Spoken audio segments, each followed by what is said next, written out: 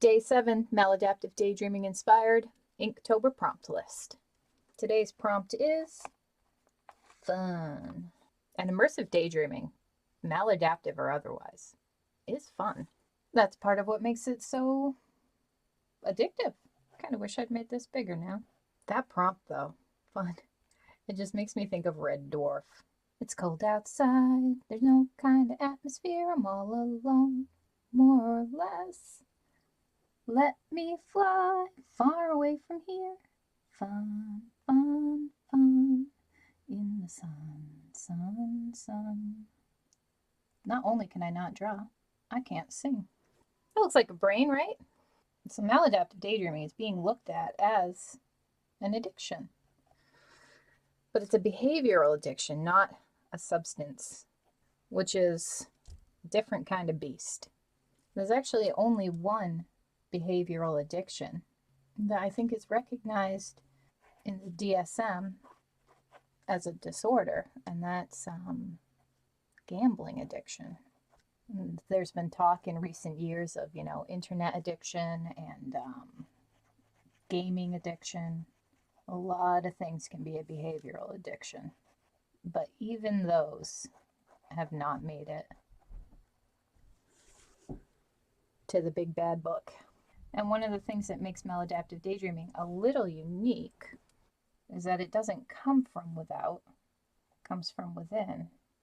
Gaming addiction, you need to turn on a game. Gambling addiction, you need to place a bet. Internet addiction, same deal, you need a vehicle for the internet, something you can turn off or put down. But maladaptive daydreamers don't have these things.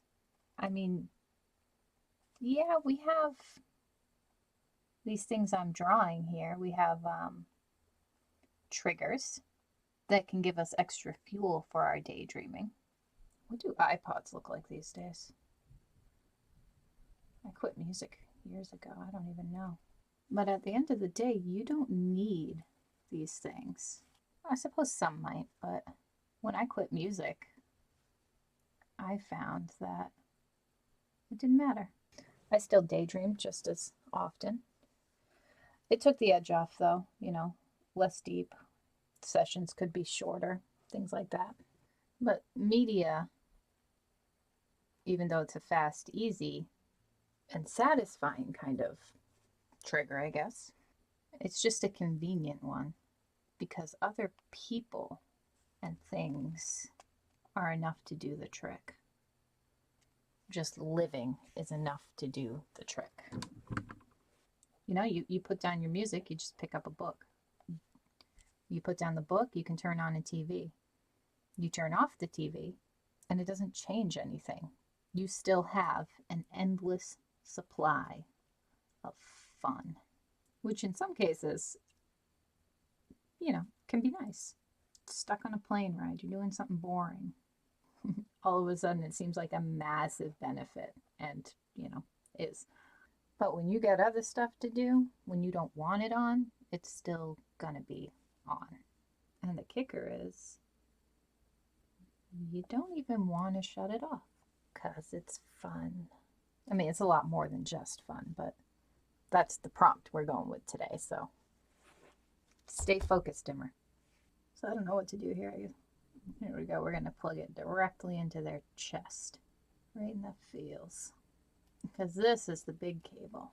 These other little cables, they just feed your brain a little, but they're not really where the issue is. Because even without those, you are still plugged into your own brain. And some people seem to believe that maladaptive daydreamers don't like their daydreaming, which isn't true at all.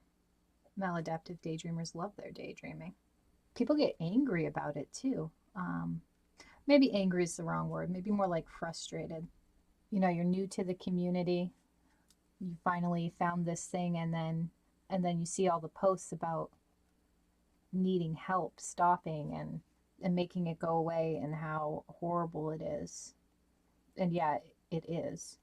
But it leaves you with the impression that those people making those posts aren't the same as you because they hate their daydreaming, because they're not having fun with it.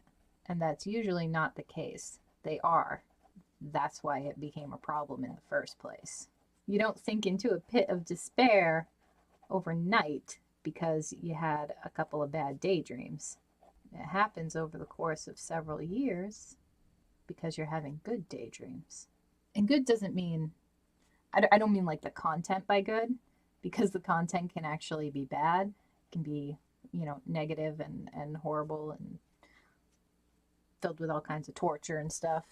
But these kinds of daydreams are still fun for the maladaptive daydreamer, most of them anyway. I have a video on it somewhere. But you can kind of basically think of it as like enjoying horror movies but not condoning murder. Kind of similar idea. Not in all cases. Like, obviously we're a huge group. There's going to be a lot of differences. But in general, maladaptive daydreamers do enjoy even the negative daydreams. Most usually in a way that is comparable to thriller or horror genres. So yeah, fun. Don't feel weird if you enjoy your daydreams. We all do. Hating them isn't what makes it maladaptive. In fact, it's weird for a maladaptive daydreamer to dislike their daydreams. What they hate is the guilt and the shame and the addiction and the behaviors that come with the daydreaming. The daydreams themselves are fun. They're fulfilling. They're great. They feel good, and that's part of what gives them their power. So we're going to leave off there. Let me know what you think about the funness of maladaptive daydreaming down in the comments. Or even better, draw yourself a doodle, tag it Maddtober. I will see you tomorrow.